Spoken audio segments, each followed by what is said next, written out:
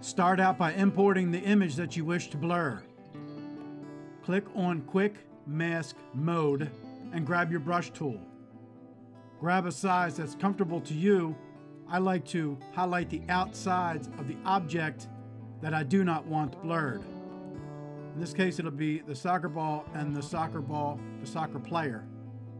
Now, this doesn't have to be perfect, but I'm going to go a little quick because I do not want to waste your time.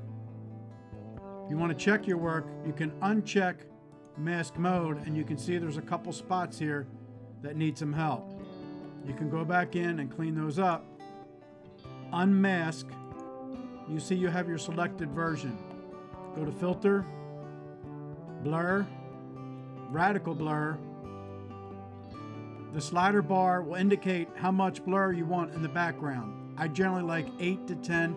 Too much blur takes away from the object, and little blur just really does nothing at all.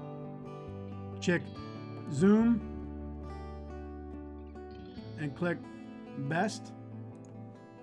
Click OK.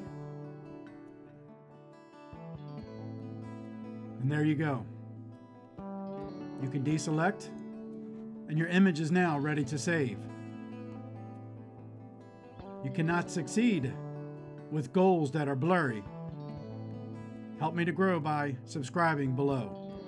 Enjoy your day.